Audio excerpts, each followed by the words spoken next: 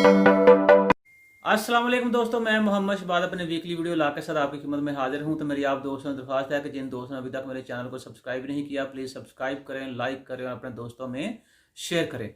अब पिछले हफ्ते मैंने फेसबुक के ऊपर रिक्वेस्ट डाली थी कि मेरे 3210 दोस्त हैं फेसबुक के ऊपर, लेकिन मेरे चैनल को सब्सक्राइब करने वाले सिर्फ 575 सब्सक्राइबर हैं। तो प्लीज़ मेरी आवाज़ को बुलंद करने के लिए और दुनिया में हर जगह हर एक के पास पहुँचाने के लिए मेरे चैनल को सब्सक्राइब करें।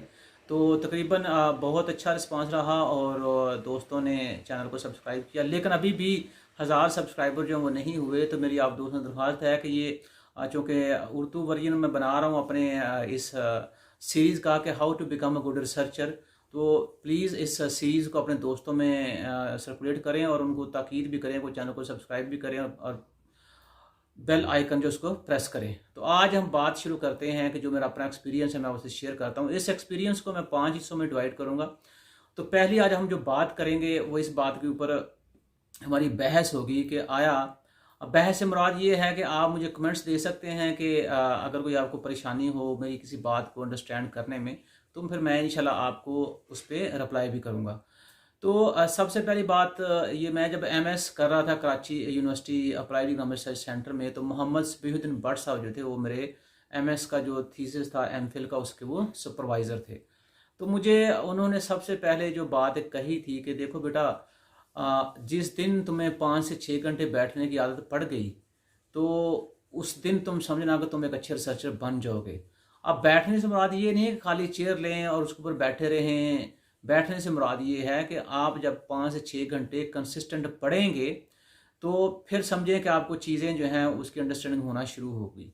तो मैंने तकरीबन 8 से 9 महीने ये प्रैक्टिस रखी और आप जान के हैरान होंगे कि मैं जब AERC लाइब्रेरी में बैठता था, जहाँ मेरे 2 टीचर्स बल्कि 3 टीचर्स, अज़हर इकबाल साहब ने भी उसी चेयर के ऊपर एमफिल बैठ किया था, बल्कि पढ़ के, बैठने से मुराद है पढ़ के। उसके बाद मोहसिन हसनैन साहब थे, उन्होंने भी वहीं उसी जगह का इंतखाब किया और उसी चेयर के ऊपर बैठ के उन्होंने काम किया और अपना एमफिल का थीसिस मुकम्मल किया।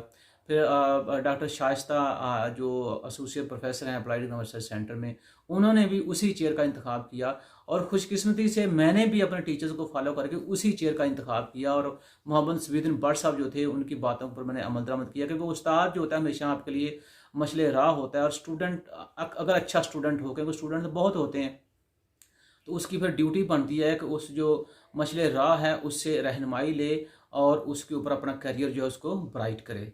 तो मैंने तकरीबन 8 से 9 महीने जो है ये प्रैक्टिस की अपनी इस आदत को डेवलप करने में कि कैसे मैं 5 से 6 घंटे जो है वन गो में बैठ सकता हूँ। तो उसमें अल्लाह का शुक्र है कि वक्त के साथ साथ जो है वो मेरी आदत डेवलप हुई।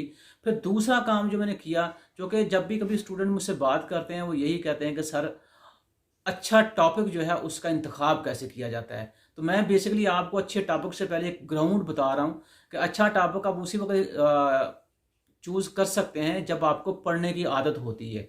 अब मेरे साथ लाइब्रेरी में कुछ स्टूडेंट ऐसे भी थे जो मेरे कोलीग्स थे, मेरे क्लास फेलो थे।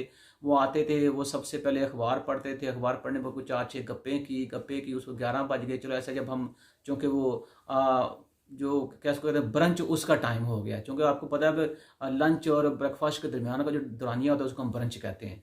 तो उसके बाद अब ज़ाहिर सी बात है, जब पहले आपके जो प्रोडक्टिव आवर्स हैं वो आपने सब ब्रंच में ज़ाया कर दी हैं। तो मुझे मेरे टीचर साहब ने बताया कि जो अच्छे लोग थे, जिनमें डॉक्टर फीज़ पाशा साहब हैं, डॉक्टर फीज़ शेख हैं, प्रोफेसर इशफाक साहब हैं, तो ये लोग जो थे ये भी चूँकि AERC में ही काम करते थे। तो उन्होंने मुझे बताया कि ये लोग क्या करते थे कि सुबह 8 बजे आते थे, 8 से लेके 11 बजे तक का जो टाइम था अपना कमरा बंद करके ये काम करते थे। क्योंकि और ये अमेरिका में भी रिसर्च है कि अमेरिकन जो हैं उनके जो प्रोडक्टिव आवर्स होते हैं वो 8 से 11 होते हैं।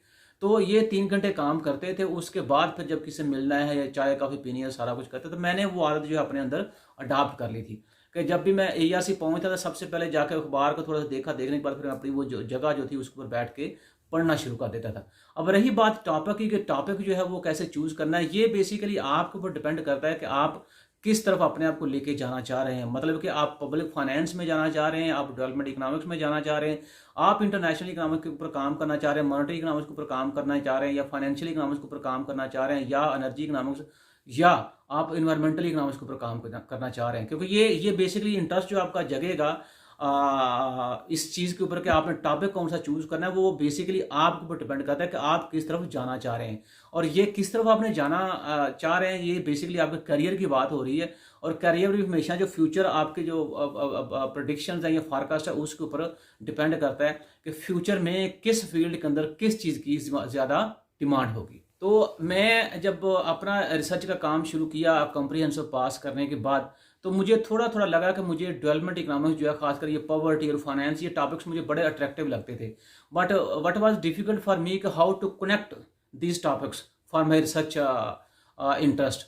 तो वो जहाँ पे बोला जर्नल ऑफ डेवलपमेंट इकोनॉमिक्स है, मैंने वो देखना शुरू किया। फिर मैंने अमेरिकन इकोनॉमिक रिव्यू, आल तो उसकी मुझे समझ नहीं आती थी कि मेरे अजहर इकबाल साहब, जो डॉक्टर अजहर इकबाल साहब कहते थे कि ठीक है, अगर तुम एक पूरा आर्टिकल पढ़ते हो उसमें से भी अगर तुम्हें एक लाइन की समझ आ जाए, तो तुम ये समझो कि तुम पूरा आर्टिकल जो पढ़ने का मकसद है या तुम्हारा यहाँ बैठ के पढ़ने का मकसद ये था वो पूरा, क्योंकि ये पॉसिबल नहीं होता। क्योंकि हम एक एमएस का स्टूडेंट है, अमेरिकन इकोनॉमिक रिव्यू, आपको पता है यहाँ नोबेल प्राइज विनर जो हैं वो आर्टिकल लिखते हैं। कुछ लोग तो नोबेल लॉरिएट्स का उसको क्लब कहते हैं। और वैसे भी हम चूँकि बेसिकली नेशनल लैंग्वेज हमारी उर्दू है, टंग जो हमारी मदर टंग है वो पंजाबी है, और चीज़ें हमें सारी इंग्लिश में पढ़नी पड़ रही हैं, तो ये बहुत मुश्किल होता है कि आप अपनी ज़बान के बाद किसी दूसरी ज़बान के ऊपर आपका अबूर हो और आप सारी की सारी चीज़ें समझ जाएं। तो खुशकिस्मती से उन्होंने जब मुझे ये बात बताई तो फिर मुझे थोड़ा सा कॉन्फिडेंस हुआ। कोई बात नहीं, अगर मुझे 25% भी आर्टिकल समझ आ जाता है बेस्ड ऑन थ्योरी और एम्पिरिकल रिजल्ट जो हैं, जो कि हमने क्लास के अंदर पढ़े थे, तो मैं समझूंगा कि मैं काम जो है वो कर रहा हूँ, चीज़ें लर्न कर रहा हूँ। और यही आदत मैंने मेरे भाई अपनी डेवलप की थी। अमेरिकन इकोनॉमिक रिव्यू पढ़ता, जनरल ऑफ मॉनेटरी इकोनॉमिक्स के अंदर से मैंने चीज़ें ढूंढी जो रिलेट कर रही थी कि फाइनेंस जो है वो पॉवर्टी के साथ कैसे लिंक होता है। क्योंकि मेरा जो एमफिल का थीसिस है वो बेसिकली फाइनेंशियल डेवलपमेंट और पॉवर्टी के ऊपर है। बेसिकली जो थीसिस का टाइटल है वो financial development and economic growth है, लेकिन इस टाइटल के अंदर मैंने 3 चीज़ें जो थी, 3 चैप्टर मैंने समोए थे। How financial development contribute to poverty reduction, how financial development contribute to reduce income inequality, how financial development affects poor segments of population। तो बेसिकली पॉवर्टी और पोर सेगमेंट्स ऑफ पॉपुलेशन तो एक ही चीज़ है, लेकिन हमने उसको एक में हमने जो था वो हेड काउंट रेशियो इस्तेमाल किया, दूसरे के अंदर हम जो पोर सेगमेंट्स की पॉपुलेशन थी उसका क्विंटाइल बनाया, तो वो हमने इस्तेमाल किया था। तो जब मुझे थोड़ा सा लगा कि मैं इस साइड पे काम करूंगा, लेकिन उससे पहले आप ये सोचें कि मैंने तकरीबन 8 से 9 महीने जो मेरा एमफिल का प्रपोजल है उसको तैयार करने में लगाए थे। लेकिन उसका फ़ायदा मुझे जो सारी ज़िंदगी अभी तक हुआ और इनिशियल आगे होता रहेगा, उसका फ़ायदा मुझे ये हुआ कि उन 8-9 महीनों के अंदर जब मैंने लाइब्रेरी में पढ़ के अपनी वो आदत डेवलप की 4 से 6 घंटे या 6 से 8 घंटे बैठ के पढ़ने की, उसका सबसे बड़ा फ़ायदा मुझे यह कि लाइब्रेरी की चीज़ें जो थी मुझे फिंगर टिप्स के ऊपर याद हो गई थी। तो फिर मेरे लिए मुश्किल नहीं था, क्योंकि स्टूडेंट के लिए सबसे ज़्यादा मुश्किल काम होता है वो ये कि how to browse the contents, या हम कह लें कि आर्टिकल्स जो हैं कि वो कैसे मटेरियल जो है उसको कलेक्ट करे। तो उस 6 से 8 घंटे या 4 से 6 घंटे कह लें उसको, क्योंकि मिनिमम 4 से 6 घंटे है, मैक्सिमम आपका 6 से 8 घंटे है। तो बैठ के पढ़ने का ये मुझे ये फ़ायदा है कि मुझे पता चलेगा कि कौन सी चीज़ लाइब्रेरी के किस कोने में पड़ी हुई है। उसका फिर मुझे जो दूसरा बड़ा फ़ायदा हुआ कि पाकिस्तान में खासकर अप्लाइड इकोनॉमिक रिसर्च सेंटर की जो लाइब्रेरी है उसमें कौन कौन से जर्नल्स आ रहे हैं, कौन कौन से वॉल्यूम आ चुके हैं, कौन कौन से नहीं आए और कौन कौन से आ रहे हैं। उन सारी चीज़ों के बाद फिर मुझे अंदाज़ा हुआ कि ये जो डॉक्टर सबीदन भट्ट साहब ने मुझे लाइब्रेरी में बैठ के पढ़ने की आदत डाली थी, उसका बेसिकली मतलब ये था कि मुझे पता चल जाए कि लाइब्रेरी के अंदर मटेरियल जो है कौन सा मटेरियल किस रैक और किस शेल्फ में पड़ा हुआ है और किस जर्नल में पब्लिश हुआ और किस इशू में पब्लिश हुआ है। ये जो फ़ायदा मुझे हुआ, और आपको पता है जब आपको ये पता चल जाएगा मटेरियल जो है उसकी तलाश जब आप करते हैं तो उसका पता चले आपको वो कहाँ कहाँ पड़ा हुआ है। तो मैं समझता हूँ कि शायद जो मेरा अपना एक्सपीरियंस है कि आपके पीएचडी या आपके एमफिल के थीसिस का 50% काम आपका वहीं पे ख़त्म हो जाता है, क्योंकि उसके बाद तो चीज़ों को आपने लिंक करना होता है, और चीज़ों को जब आप लिंक करते हैं वो डिपेंड करते हैं कि आपने कितना ज़्यादा पढ़ा है, रीडिंग कितनी ज़्यादा की है। तो वो जो 4 से 6 घंटे या 6 से 8 घंटे की बात मैं आपको बता रहा हूँ, बेसिकली वो आपकी रीडिंग हैबिट जो है उसको डेवलप करने की बात हो रही है। और आपको ये तो पता ही है कि आप लिखते तब हैं जब आप पढ़ते हैं, और आप बोलते तब हैं जब आप सुनते हैं। मतलब कि इंग्लिश जब तक आप सुनेंगे नहीं आप उसको बोल नहीं पाएंगे, और जब तक आप इंग्लिश पढ़ेंगे नहीं आप लिख नहीं पाएंगे। तो सिमिलरली रिसर्च के अंदर भी ज़ाहिर सी बात है ये जो असूल हैं वो कार फरमा हैं। तो ये था मेरा वो तरीक़ेकार। जब मैंने वो article journal of development studies हो गया, उसको मैं देखा, मुझे वो आर्टिकल पसंद आ गया, टॉपिक अच्छा, इस टॉपिक के ऊपर काम हो सकता है। फिर मैंने उससे रेलेवेंट जो है उसका मैंने पहले बेस आर्टिकल देखा कि ये पहला आर्टिकल कब पब्लिश हुआ है। उसके बाद फिर मैंने और ये वो चीज़ें हैं जो मैं आपको अपने प्रैक्टिकल एक्सपीरियंस से बता रहा हूँ। उसके बाद फिर मैंने ये देखा कि इस आर्टिकल को अभी तक कितने लोगों ने साइट किया है। मैंने वो बेस आर्टिकल भी डाउनलोड किया या उसका मैंने प्रिंट ले लिया, उसके रेफरेंसेस जो थे उसका भी मैंने प्रिंट लिया, ताकि मैं देखूं कि इस बंदे ने जो बैकग्राउंड बनाया है इस स्टडी को मुकम्मल करने के लिए वो किस तरह से, फिर उस आर्टिकल को जिन जिन लोगों ने साइट किया था मैंने वो भी सारे आर्टिकल डाउनलोड कर लिए थे। चूंकि मैं उसके जो बेस आर्टिकल के रेफरेंसेस थे वो मैंने सारे पढ़े हुए थे या पढ़ चुका था।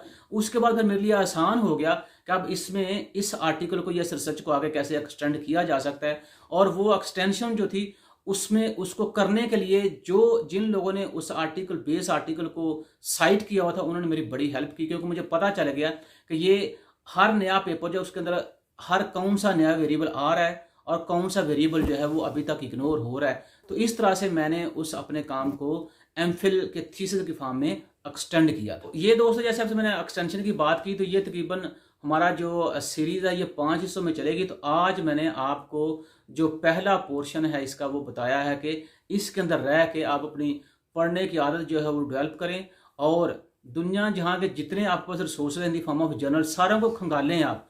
क्योंकि आपको पता है कि जब तक पीएचडी जो होती है उसको मैं समझता हूँ कि आपकी आने वाले वक्त की रोटी होती है, और आप पीएचडी किसी ऐसे फील्ड के अंदर करें कि जिसमें आपको लगे कम से कम आपका करियर जो है उसके अंदर जो ग्रो आपने करना है वो बड़ा फास्ट होना चाहिए। क्योंकि दुनिया में कंपटीशन बहुत ज़्यादा, दुनिया बड़ी तेज़ी के साथ तरक्की कर रही है और आपको उस स्पीड के साथ चलना है। आप थोड़ा सा स्पीड से पीछे हट गए तो समझिए कि लोग जो है आपको कुचल देंगे। कुचलने का मतलब ये है कि आप पीछे रह जाएंगे, लोग आपसे आगे निकल जाएंगे।